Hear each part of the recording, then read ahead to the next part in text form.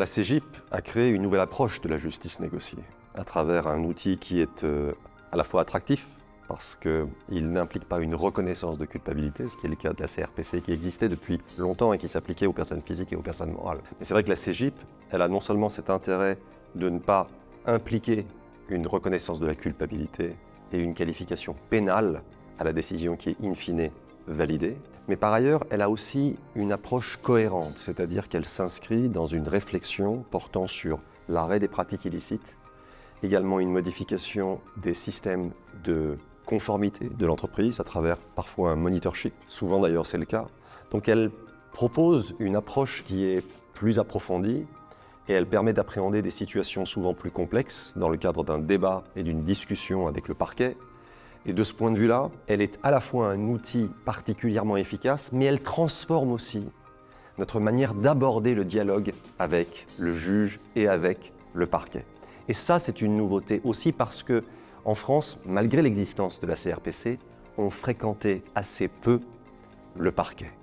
On lui parlait assez peu. Il y avait encore une distance. Et c'est vrai que la CEGIP, elle offre aujourd'hui l'opportunité, à un stade très avancé du dossier, de commencer à sociabiliser l'idée d'un accord. Et elle établit un dialogue qui est extrêmement riche et très valorisant pour chacun des membres de la famille judiciaire avec le parquet et évidemment, in fine, avec le juge qui va valider la CEGIP.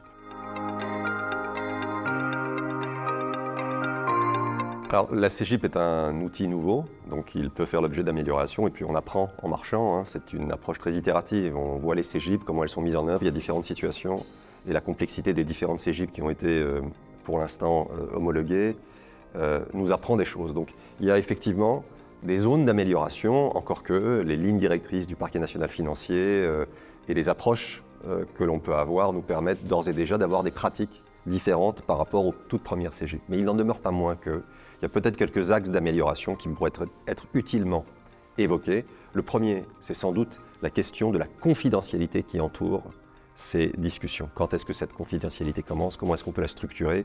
Comment va se structurer l'échange d'informations, de documents? Les discussions assez sophistiquées sur le montant de la CEGIP, tout ceci fait l'objet d'un travail précis. Et donc la question de la confidentialité autour de ces éléments, peut-être même en perspective d'un éventuel échec des discussions, est un point important qui pourrait être clarifié. Alors effectivement, la question de la connexité constitue également un aspect qui pourrait faire l'objet d'une clarification. J'ai tendance à penser que le sens de l'histoire, c'est que la justice négociée continue de se développer.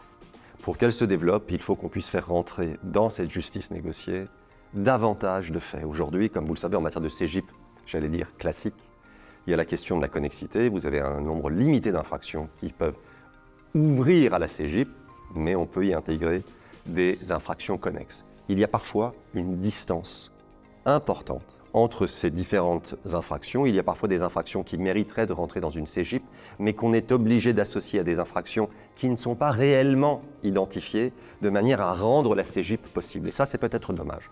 Donc je pense que la question de la connexité et de l'ouverture d'un assouplissement des questions de connexité pourrait être un chantier utile, d'autant plus que, depuis que la CEGIP environnementale a été instituée et qu'elle permet d'intégrer l'ensemble des infractions environnementales, vous avez en réalité une sorte de hiatus entre le règlement de sujets environnementaux qui peuvent permettre d'appréhender des infractions extraordinairement vastes et la CEGIP historique, classique, qui, elle, reste un tout petit peu plus dans un environnement complexe où vous pouvez avoir des infractions assez éloignées les unes des autres, mais qui nécessiteraient d'être quand même traitées en même temps.